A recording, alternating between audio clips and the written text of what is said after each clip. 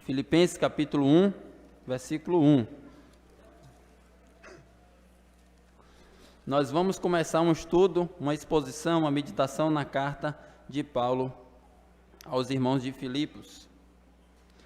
Essa é uma das minhas cartas preferidas do Novo Testamento. Uma carta riquíssima, poucos capítulos, apenas 4, alguns versículos, apenas 103, mas uma carta com uma profundidade muito grande. Uma carta carregada de afetos. Afetos entre Paulo e os filipenses, entre Filipenses e Paulo. E a gente vai ver isso no desenvolvimento dos nossos estudos. Hoje nós vamos ler Filipenses 1, verso 1 e 2. Diz assim. Deixa eu botar. Pronto. Filipenses 1, verso 1. Paulo e Timóteo, servos de Cristo Jesus, a todos os santos em Cristo Jesus, inclusive bispos e diáconos que vivem em Filipos. Graça e paz a vós outros da parte de Deus, nosso Pai, e do Senhor Jesus Cristo. Amém. Vamos orar ao Senhor mais uma vez. Pai, nós te agradecemos pela oportunidade de te cultuar, adorar o teu santo nome, louvar o Senhor. É um privilégio, ó Deus, contemplar as maravilhas do teu caráter, da tua glória, das tuas obras em nossas vidas. Te pedimos humildemente que o Senhor fale conosco por meio da tua palavra. A tua palavra é o nosso alimento. É aquilo que dá direção para as nossas vidas. Queremos aprender mais de Ti. Queremos que o Senhor nos guie os nossos passos, molde o nosso caráter, que sejamos mais parecidos com Jesus dia após dia. Nos alimente, Senhor, porque nós precisamos do alimento que é a Tua palavra. Essa é a nossa oração, em nome de Jesus. Amém. Então, essa carta, nós devemos antes lembrar o contexto dela. Qualquer livro da Bíblia que nós vamos ler, devemos fazer algumas perguntas. Essa é uma questão muito importante. Como você vai ler a Bíblia? Então, algumas perguntas que vão nos direcionar aqui. Quem escreveu? O primeiro versículo já diz, Paulo e Timóteo. Para quem escreveu? A todos os santos em Cristo Jesus, inclusive bispos e diáconos que vivem em Filipos. E qual é a relação dessa igreja de Filipos com os autores, Paulo e Timóteo? Especialmente Paulo, que é o autor líder da carta. Isso é importante, nós veremos. A outra pergunta, talvez a mais importante na leitura de qualquer texto bíblico é: qual é o propósito do autor em ter escrito essa carta? Tendo feito essas breves perguntas, nós vamos compreender um pouco mais o nosso texto. Então, eu falei sobre a relação de Paulo com Filipos. Essa relação começa em Atos 16. Se você quiser ler mais detalhadamente, pode anotar para ler em casa. Atos 16, o apóstolo Paulo recebe pelo Espírito Santo o impedimento, é um texto bem interessante, de prosseguir numa obra missionária em certa região. Você já pensou que às vezes o Espírito Santo não faz um certo desenvolvimento? Isso está lá em Atos 16, para que você não duvide, eu vou ler. Atos 16,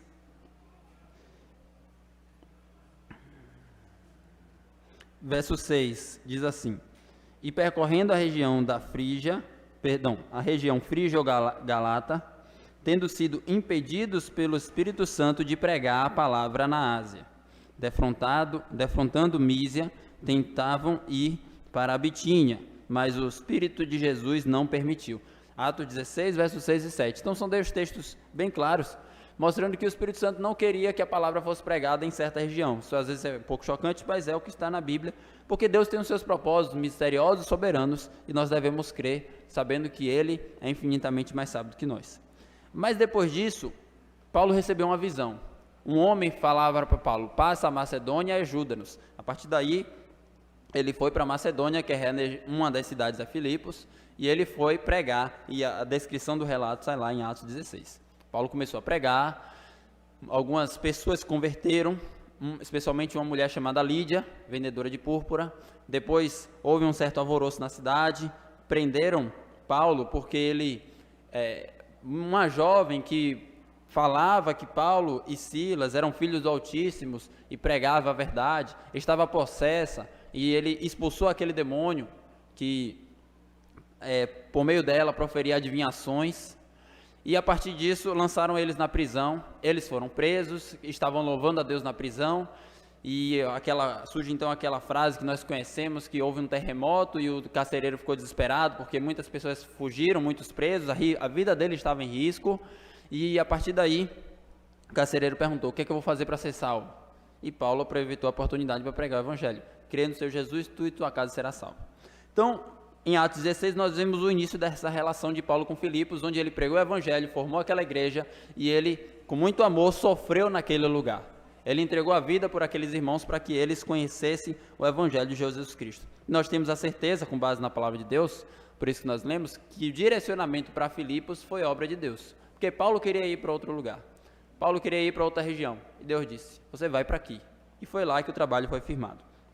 Dentro dessa relação, os irmãos de Filipos apoiavam Paulo constantemente, a ponto de mandar pelo menos 2 vezes ofertas para Paulo como missionário. Eram apoiadores regulares do apóstolo Paulo. E aí nós vemos a alegria que Paulo tem por aqueles irmãos em Filipenses 4:1. Olha como ele se refere àqueles irmãos. Filipenses 4:1. Portanto, meus irmãos, amados e muito saudosos, aqui ele já demonstrou muito afeto, né? Minha alegria e coroa, sim, amados, permanecei deste modo, firmes no Senhor. Então veja quantas palavras de afeto. Irmãos, amados, saudosos, minha alegria, minha coroa, amados, repetição, é ênfase, permanecei deste modo firmes no Senhor. Então Paulo tinha um profundo amor por aqueles irmãos e aqueles irmãos tinham um profundo amor pelo apóstolo Paulo. Mas qual era a situação que envolveu essa troca de cartas, na verdade, essa comunicação de Filipos, dos irmãos de Filipos para Paulo e de Paulo para os irmãos de Filipos? Paulo estava preso, e estava preso por pregar o evangelho. É importante destacar isso, que ele estava preso por ser fiel a Deus em cumprir o seu chamado. E os irmãos de Filipos mandaram para Paulo mais uma oferta, para ajudá-lo diante dessas circunstâncias. E aí nós vemos então o propósito de Paulo ter escrito essa carta. Lembra que eu falei que a pergunta mais importante quando a gente vai ler um texto bíblico é: qual é o propósito? O propósito é dar notícias das coisas que têm acontecido a ele, a gente vai ver no desenvolvimento da carta. Paulo está falando: olha, minha situação é essa, as coisas estão acontecendo dessa maneira. Segundo, agradecer a oferta que os irmãos de Filipos enviaram para ele, está lá no capítulo 4, verso 10 a 18.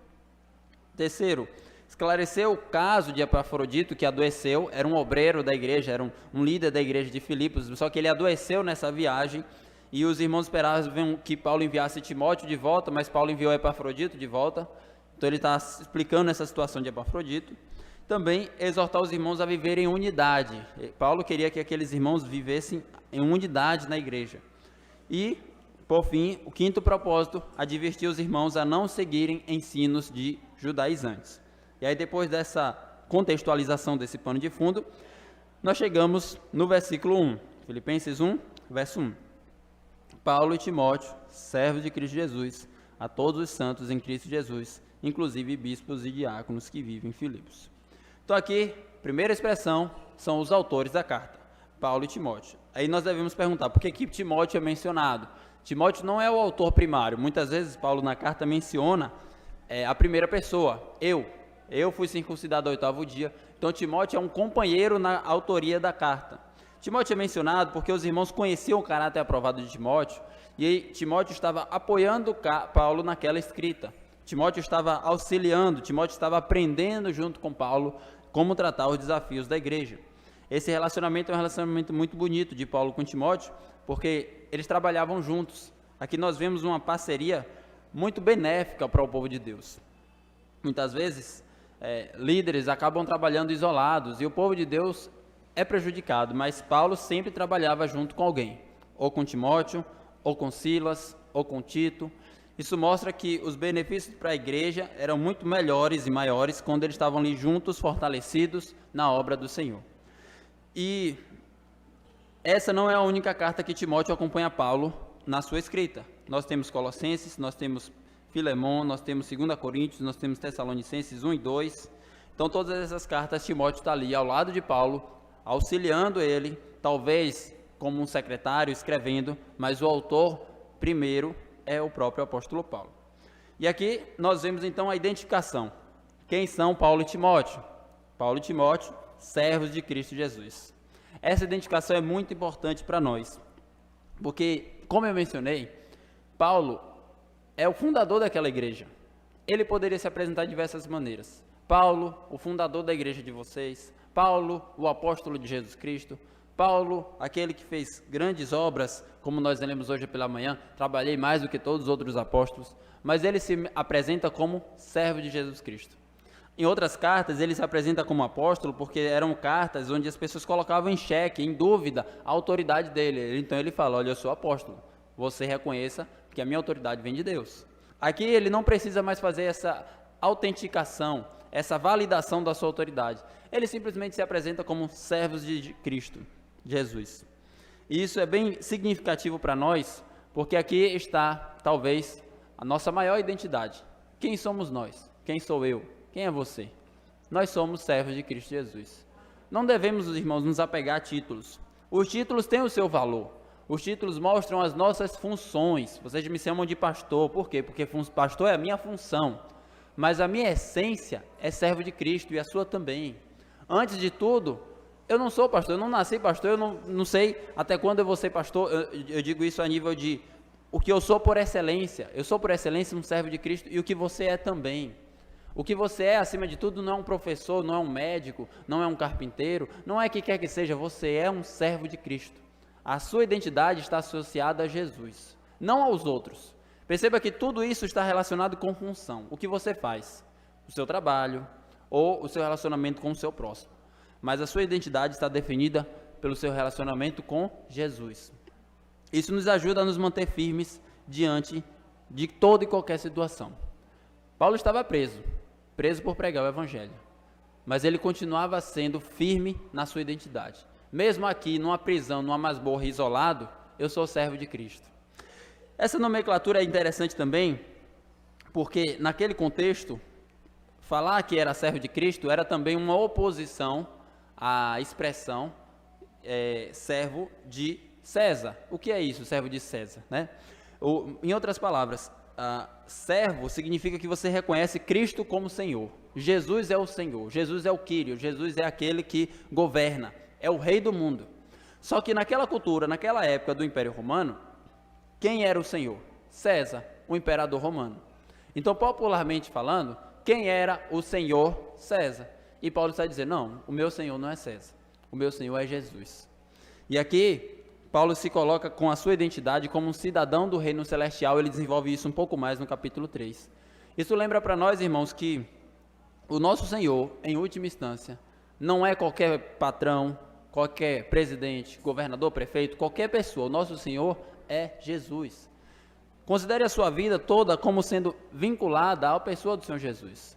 Dessa forma, as crises se tornarão mais suaves. Paulo, nessa carta, é uma das cartas mais alegres de toda a Bíblia. Ele menciona a palavra alegria o tempo todo, mas veja, ele está preso. E não é que a comida era boa, não. Não é que ele estava numa cama confortável, não. Ele está preso por cumprir sua missão, por pregar o Evangelho. Se você quiser fazer um teste, leia essa carta de apenas 4 capítulos e marque a palavra alegria e conte quantas vezes ele menciona essa palavra. Alegria, paralelo, regozijai-vos, que é o sinônimo. Então, você vai ver que esse relacionamento de Paulo com Jesus era o combustível para ele estar feliz em toda circunstância, mesmo preso diante do cárcere de César.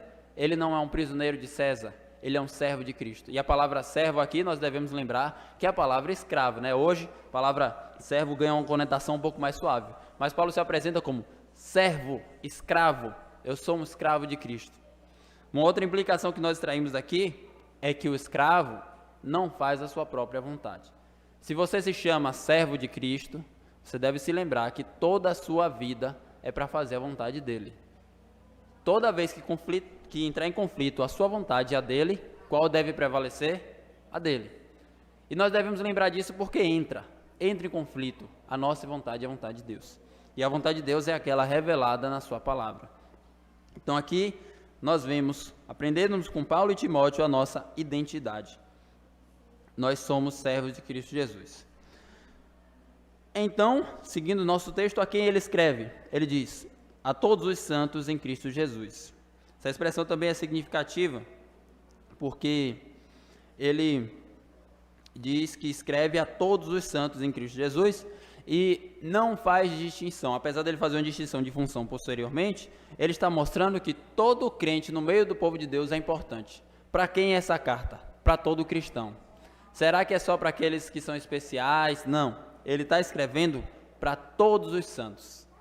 Uma outra expressão significativa que nós extraímos aqui e aprendemos bastante é que, como é que Paulo chama esses irmãos? Qual é a nomenclatura? Santos. Santos. É isso mesmo, nós somos santos. A nossa posição em Cristo Jesus é de santidade. E aí nós entramos num paradoxo, porque nós somos pecadores, nós falhamos, nós pecamos infelizmente contra o Senhor. Mas nós somos santos, é isso que a Bíblia diz. Mas nós somos santos em Cristo Jesus. Essa expressão em Cristo comunica uma ideia de união com Jesus. Quando nós estamos unidos a Jesus, a santidade dele é a nossa. E por isso nós podemos ser chamados de santos. Nós não cremos em santos como dizem a Igreja Católica, por exemplo, da intercessão dos santos. Nós cremos em santos da nossa posição em Cristo. Estamos unidos a Jesus, por isso nós somos santos. O significado dessa palavra é separado. Separados e unidos a Cristo. Uma outra expressão que comunicaria a mesma ideia. Santos em Cristo Jesus é separados do mundo, do pecado, unidos a Jesus. Então essa é a nossa posição diante de Deus. E essa doutrina da união com Cristo é uma doutrina que perpassa por toda a Bíblia. Inclusive na ocasião do batismo, é um símbolo dessa união com Jesus. Quando nós morremos com Cristo e nós ressuscitamos com Cristo, é porque nós fomos unidos à pessoa do Senhor Jesus. E aqui, na continuação do versículo, no versículo 1 ainda, nós vemos uma expressão que ele faz uma distinção no meio do povo de Deus. Paulo Timóteo, servo de Cristo Jesus, a quem? A todos os santos em Cristo Jesus, inclusive bispos e diáconos que vivem em Filipos.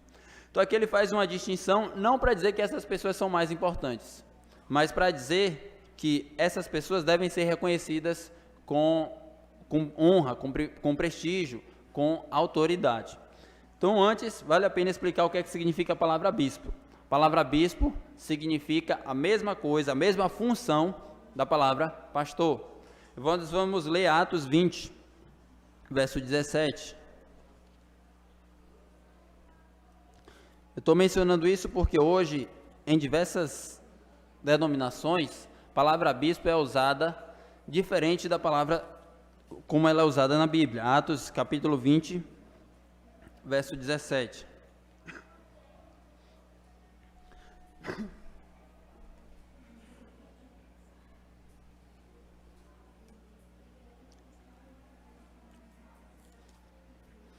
Atos 20, verso 17 diz: de Mileto mandou a Éfeso chamar os presbíteros da igreja. Então, presbítero, o que é que significa presbítero? Presbítero significa ancião, aquele que lidera o povo de Deus com a sua sabedoria. Ancião não necessariamente velho, mas aquele que tem sabedoria à luz da palavra de Deus. Então, aqui a palavra presbítero e agora no verso 28. Então, Paulo chamou os presbíteros e fala para eles, verso 28 de Atos 20. Atendei por vós e por todo o rebanho sobre o qual o Espírito Santo vos constituiu bispos para pastoreardes a igreja de Deus, a qual ele comprou com seu próprio sangue. Então nós lemos Atos 20, verso 17 e 18 para dizer o seguinte: três palavras são intercambiáveis, que significam a mesma função com ênfases diferentes. Palavra bispo, presbítero e pastor. Vos constituiu bispo para pastoreardes.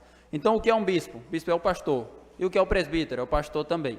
A palavra bispo significa supervisor, aquele que está um pouco acima, não em importância, mas em função, para supervisionar todo o povo de Deus. A palavra presbítero, como eu disse, comunica aquela ideia de ancião, com sabedoria. E a palavra pastor é a alusão direta ao cuidado com as ovelhas, com o rebanho, com o povo de Deus. Então, voltamos lá para Filipenses capítulo 1, onde Paulo escreve a todos os santos em Cristo Jesus, inclusive os bispos e diáconos que vivem em Filipos. Por que a menção especial aos bispos e diáconos? Nós poderíamos pensar alguns motivos, porque provavelmente quem fez a organização das ofertas para Paulo foram os pastores e diáconos. Ou também, possível, para que a igreja reconhecesse a autoridade daquelas pessoas, estivessem em prestígio e honra como elas mereciam. Mas o fato é que a carta não é direcionada somente a eles, mas a todos os santos, e eles faziam parte desse povo de Deus que estava ali liderando, conduzindo. Não podemos deixar de mencionar que o texto fala sobre os diáconos, que eram servos que conduzia servindo o povo de Deus, entregando a vida para ajudar o povo de Deus. Perceba que o texto está no plural. Essa é uma percepção interessante. Aos pastores, aos bispos e diáconos. Aqui nós vemos uma comunidade, uma igreja que é formada por uma liderança diversa e plural. Isso é importante porque mostra mais uma vez que esse trabalho em equipe traz uma certa segurança, traz uma certa estabilidade para a igreja. Os pastores trabalham juntos, sem ciúmes, sem contenda, sem partidarismo, sem disputa de ego. E aqui nós vemos isso na igreja de Filipos. Versículo 2 então. Graça e paz a vós outros da parte de Deus, nosso Pai e do Senhor Jesus Cristo. Então, Paulo faz a saudação comum, que ele faz em outras cartas também. Palavrinha graça é uma saudação grega, uma saudação gentia, na verdade associada com romana também, que significa as graças de Deus sobre a sua vida. E a graça paz é associada à saudação hebraica. Isso é interessante porque Paulo faz uma junção na sua saudação entre o povo hebreu e o povo gentio, mostrando que no meio do povo de Deus nós não temos nossas diferenças, nós estamos unidos. Graça e paz a vós outros da parte de Deus, nosso Pai, e do Senhor Jesus Cristo. E aqui nós vamos, desse pequeno trecho, 2 versículos apenas, extrair algumas lições que nós podemos aplicar às nossas vidas. Algumas nós já falamos brevemente. Primeiro, sobre a nossa identidade. Quem somos nós como comunidade, quem somos nós como indivíduo, como povo de Deus. Paulo fala um pouco disso aqui no primeiro versículo. Servos de Cristo Jesus. Isso deve guiar toda a nossa vida. Quem sou eu? Quem é você? Quem somos nós? Nós somos servos de Cristo Jesus. E nós não devemos pensar a nossa identidade como aquilo que nós fazemos ou como aquilo que está de acordo com o nosso relacionamento com as pessoas. Mas primeiramente nós somos servos de Cristo Jesus. O que nós somos? Nós somos aquilo que Deus diz sobre nós, na sua palavra. O mundo diz muitas coisas. O mundo diz que os crentes são fanáticos. O mundo diz que é uma vida que não vale a pena ser vivida, porque você deixa de desfrutar dos prazeres do mundo. Dizem várias coisas sobre nós. Na verdade, todas as pessoas falam muitas coisas. Nós podemos nos encontrar em uma confusão e crise de identidade, que diz respeito ao seguinte: o que os outros dizem sobre nós, o que nós pensamos sobre nós, mas o certo é o terceiro, o que Deus diz sobre nós. Muitas vezes, irmãos, nós temos ideias erradas sobre nós mesmos. Nós pensamos que somos coisas que as pessoas falam, ou até que gostaríamos de ser. Mas o que nós somos, por essência e por excelência? Nós somos aquilo que está no nosso relacionamento com Deus. Se você ainda não conhece Jesus, você é isso. Alguém que não tem um relacionamento salvífico com o Senhor Jesus Cristo. Se você tem um relacionamento com Jesus, toda a sua vida se baseia nisso. Você é alguém, como diz Romanos capítulo 8, aqueles que amam a Deus. Percebe que todas as vezes que a Escritura vai definir, define a partir do seu relacionamento com Deus. Hoje pela manhã nós meditamos em Josué 1, do 1 ao 9. Moisés, servo de Deus. Então, nós devemos ser conhecidos assim. Não importa o que as pessoas pensem de nós. Nós devemos ser conhecidos como servos de Cristo. E às vezes o mundo vive um mundo de aparência, né? As pessoas querem que a gente apresente uma imagem, quem nós somos, e a gente precisa cuidar de toda a roupagem, toda a estética, tudo aquilo que nós vamos apresentar para o mundo. Mas o que nós somos por essência é isso, nosso relacionamento com Deus. Quando tudo isso passar, quando o seu trabalho passar, até mesmo sua família passar, os seus amigos mais próximos, quem você é? Você é aquilo no íntimo do seu quarto com você e Deus. Então, o seu relacionamento com Deus te define. Isso é toda a sua vida. Eu digo com toda certeza que isso é o que você tem de mais importante na sua existência. Você é um servo de Cristo. E como servo de Cristo, eu já mencionei, o servo não faz a sua própria vontade. O servo obedece. O servo faz a vontade do Senhor. O Senhor Jesus sempre foi explícito quanto a isso, ele nunca nos enganou. Ele diz, olha, se você quiser vir após mim, tome a sua cruz, negue a si mesmo e siga-me. Ele não diz assim, olha, venha que eu vou te dar tudo que você quer. Vou realizar todos os seus sonhos e você vai ser feliz para sempre. Não. Ele falou, olha, quem me segue, quem quer ser meu discípulo, vai viver uma vida de renúncia. Então você quer mesmo essa vida de seguidor de Cristo? Chamá-lo de Senhor custa muito. Na verdade, custa tudo. Custa toda a sua vida. Tudo que você tem agora pertence a Ele. Seu dinheiro, seu tempo, sua família, sua esposa, seu marido, seus filhos, seu trabalho, tudo é dele, nada é seu. Você não mais tem posse de nada. O Senhor tem tudo que é seu. Inclusive você mesmo pertence ao Senhor. Chamar Jesus de Senhor é muito caro, é muito custoso. Não podemos banalizar. Tinham pessoas que faziam isso conforme a ilustração de Jesus em Mateus capítulo 7. Ele disse assim, olha, muitos dirão naquele dia, Senhor, Senhor, não profetizamos em teu nome, não fizemos milagres, expulsamos demônio. Nunca vos conheci, afastem-se de mim, vós que praticais iniquidade. Ele se agrada daquele que, como ele disse, que faz a vontade do meu Pai. Então percebe que o parâmetro não é chamar Jesus de Senhor. Tem muitas pessoas que dizem, Jesus é o Senhor. Mas isso em si não quer dizer nada. O que importa é chamar Jesus de Senhor e no seu íntimo você viver para a vida inteira para a glória dele, reconhecendo que no trono da sua vida é ele quem governa.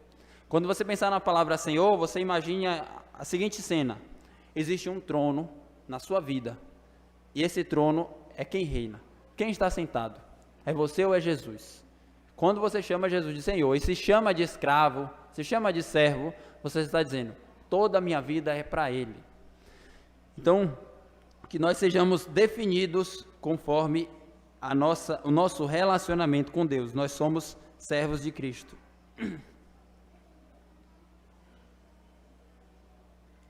Uma outra expressão que nós já falamos está aqui nessa ênfase, todos os santos em Cristo Jesus.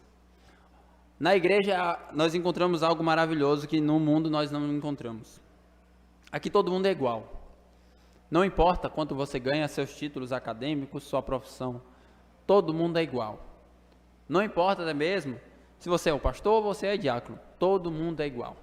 Existe diferença de função, mas de essência todos nós fomos comprados com o sangue de Jesus. Todos nós somos importantes. Todos, por isso essa ênfase. Todos os santos em Cristo Jesus. Qual é o seu valor? Qual é o meu valor? Qual é o valor de cada um aqui? Diante de Deus, nós estamos nivelados. Não existe um melhor do que o outro. Existe apenas os que foram comprados com o sangue de Jesus. O meu preço é o mesmo do seu e o seu é o mesmo do meu. E o nosso valor está na cruz de Jesus. Não é porque nós valíamos muito, mas é porque Ele nos deu valor quando Ele entregou a sua vida por nós. E mais uma vez, essa ênfase de santos em Cristo Jesus que vive em Filipos. Santos em Cristo Jesus que vive em Filipos. Com isso nós aprendemos que nós somos santos sim. Nós somos separados. Separados do pecado, separados do mundo, separados de tudo aquilo que Deus odeia. Mas nós vivemos em Filipos. Nós vivemos no mundo, nós vivemos na cidade onde as pessoas odeiam a Deus, onde as pessoas tiram o domingo simplesmente para ter prazer distante do Senhor. E o nosso dever, a nossa responsabilidade é ser santo no meio de um povo que não é santo. É mostrar por meio da nosso caráter e também das nossas palavras que Deus requer santidade dos seus servos. Não é padrões de regras e legalismo, dizendo, eu sou crente, por isso eu faço isso, eu não faço aquilo, e você deve ser assim também. Não, mas eu faço o que faço porque eu amo o meu Senhor, e o meu Senhor dirige a minha vida. É assim que nós comunicamos a santidade, por meio do nosso caráter, e também por meio das nossas palavras. Um texto que fala muito sobre isso, sobre ser santo no meio do mundo, é Mateus também, capítulo 5, verso 13. Até o 16.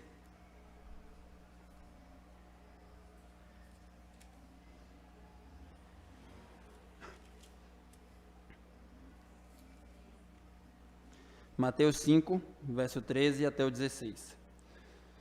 Vós sois o sal da terra.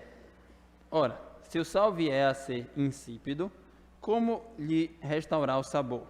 Para nada mais presta, senão para ser lançado fora, ser pisado pelos homens. Então ele diz que nós somos o sal da terra. Qual é a função do sal no mundo antigo? A função do sal no mundo antigo é dar sabor. Um alimento sem sabor é um alimento que você não traga, que você não tem prazer em comer. mas ao mesmo tempo a função do sal era retardar o apodrecimento. Imagina um mundo onde não existia geladeira nem refrigerador. Como é que você preservava ou retardava o apodrecimento de uma carne para que os insetos não tomassem conta? Você colocava sal, por isso o sal tinha valor. Então a nossa função nesse mundo é dar sabor e ao mesmo tempo retardar o apodrecimento desse mundo que caminha rumo às trevas. Nós temos essa função. Se não fosse pela nossa presença aqui nesse mundo, esse mundo já estava completamente degenerado. E o texto continua dizendo, verso 14: vós sois a luz do mundo. Não se pode esconder uma cidade edificada sobre um monte, nem se acende uma candeia para colocá-la debaixo do alqueire, mas no velador, e alumia a todos os que se encontram na casa. Assim brilhe também a vossa luz diante dos homens, para que vejam as vossas boas obras e glorifiquem a vosso Pai que está nos céus. Então nós somos luz. Só que nós não somos luz com existência própria. Nós somos luz com derivação. Seria semelhante a um astro celestial que brilha a luz de outro astro, como o Sol. Nós brilhamos a luz, não que vem de nós mesmos, mas a luz que vem de Cristo, porque Jesus falou, eu sou a luz do mundo. Com isso, significa que o mundo é, literalmente, no sentido moral da palavra, trevas. Se o mundo é trevas, onde você está, você ilumina mostrando a vontade de Deus. Como eu já falei, com a sua vida e com as suas palavras. Você vai ouvir certas coisas do tipo, cuidado com as palavras por conta de fulano. Você deve ouvir isso no seu trabalho. Se as pessoas não se intimidam com a sua presença e falam todo tipo de promiscuidade, ou essas pessoas não têm senso nenhum, ou você já se misturou a tal ponto que você perdeu a sua credibilidade de luz. Então, nós devemos ser luz a ponto de reprovar. Em ocasiões oportunas, quando a conversa chegar até nós devemos mostrar porque tais comportamentos são reprováveis e porque não vale a pena viver nessas trevas. E, inclusive, o mundo nos odeia por isso. Não se intimide. Quando você é luz e você brilha nas trevas, quem está nas trevas não gosta da luz. Imagina, por exemplo, que você está em um ambiente muito escuro e aí, de repente, liga-se uma luz muito forte. O que acontece? Você bota a mão nos olhos assim, você pensa, rapaz, que luz forte, diminui essa luz. Então a luz faz isso, a luz causa estranheza e incômodo nas trevas, e nós devemos causar isso mesmo, não, como eu disse, meus irmãos, não com regras e legalismo, mas com a santidade que vem de Deus, mostrando o padrão moral do Senhor. Essa é a nossa função do mundo. Quem está nas trevas, cometendo pecados em oculto, com certeza não gosta da luz, porque o seu pecado é descoberto.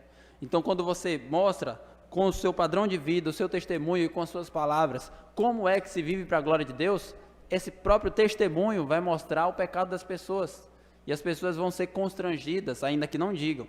Então essa é a nossa função, como santos vivendo em Filipos, como santos vivendo aqui nessa terra. A nossa função é ser sal neste mundo, é ser luz neste mundo, brilhando a luz de Cristo, que é a luz de Jesus. Voltando lá para Filipenses capítulo 1 agora, versículo 2, onde nós vamos trair a nossa segunda aplicação. Filipenses 1, verso 2. Graça e paz a vós outros da parte de Deus, nosso Pai, e do Senhor Jesus Cristo. Como eu disse aqui, nós temos duas palavrinhas, graça e paz. E o que é a graça? A graça é o favor imerecido.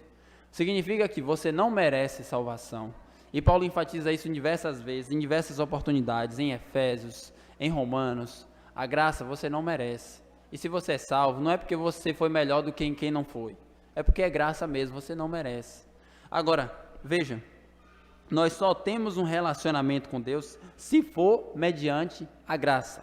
Se você tenta ter um relacionamento com Deus com base na sua religião, com base nas suas práticas, com base no seu próprio esforço, você não vai conseguir. Apoie-se completamente e exclusivamente na graça. É essa graça que nos faz chamar Deus de Pai. Só temos como chamar Deus de Pai se formos reconciliados mediante a graça. Sem essa graça, nós não temos essa reconciliação. Sem essa graça, todos estão condenados. Sem essa graça, não há salvação.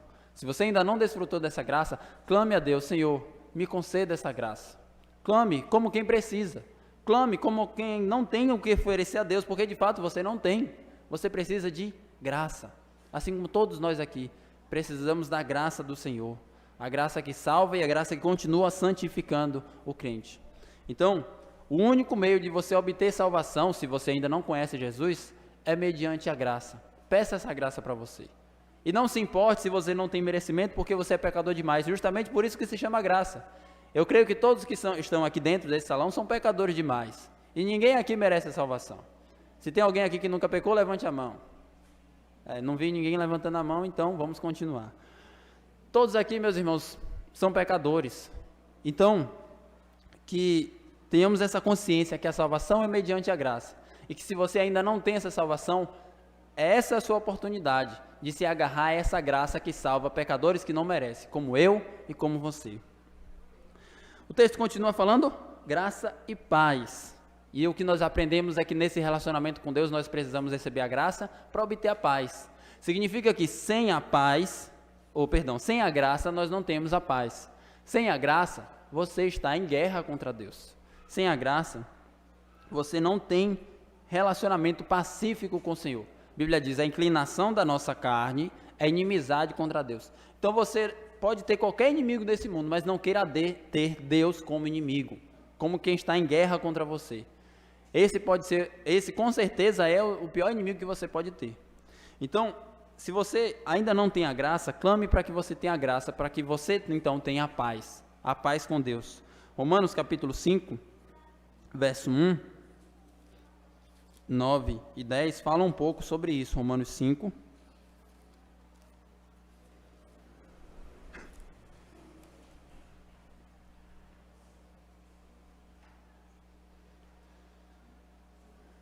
Romanos 5, verso 1. Justificados, pois, mediante a fé, temos paz com Deus, por meio de nosso Senhor Jesus Cristo.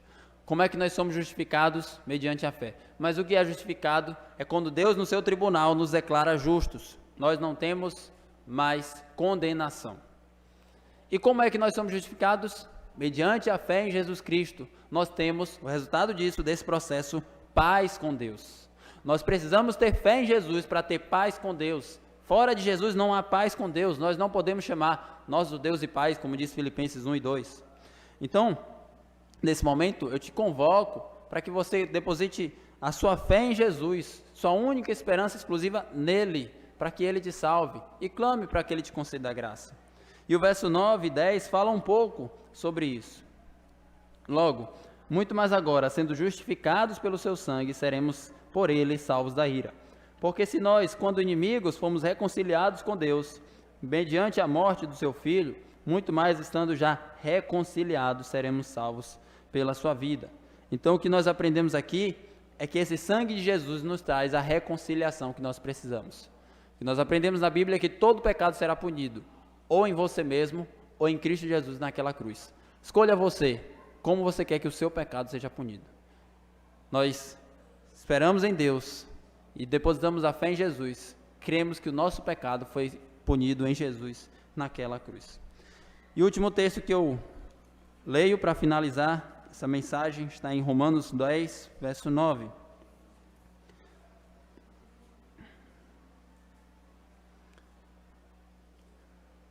Se com tua boca confessares Jesus como Senhor e em teu coração creres que Deus o ressuscitou dentre os mortos, serás salvo. Então aplique isso à sua vida e se curve diante daquele que é chamado de Senhor, clamando para que Ele derrame graça e paz sobre você.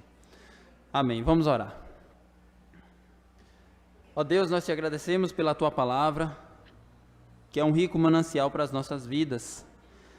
Te agradecemos porque um dia nós obtemos graça e paz da parte de Deus, nosso Pai, e do Senhor Jesus Cristo. E por isso nós temos um relacionamento com Deus. É por isso que nós viemos aqui hoje te cultuar, porque nós encontramos a face de Deus pacificada. Porque toda a ira que era destinada a nós, Jesus levou naquela cruz, como nós cantamos aqui hoje. Por isso te louvamos e te bendizemos, porque com precioso sangue nós fomos comprados. E já não pertencemos mais a nós mesmos, e por isso nós somos servos de Cristo Jesus, santos em Cristo Jesus. Vivemos nesse mundo, mostrando a santidade de Deus. Nos ajude, Senhor, em nossa fraqueza, nos ajude para que em todo momento estejamos agarrados ao nosso Senhor. Te pedimos em especial que se tem alguém aqui que ainda não te conhece como Salvador, que o Senhor opere essa salvação neste momento. Aplique essas palavras que vêm da Bíblia ao coração de quem precisa, ó Deus. Traga graça, traga paz, e que essa pessoa possa te chamar de Pai, ser reconciliada com Deus. Esperamos em Ti e tão somente no Teu poder, porque nós não podemos fazer nada senão pregar o Evangelho e entregar ao Senhor em oração. Essa é a nossa oração, em nome de Jesus. Amém.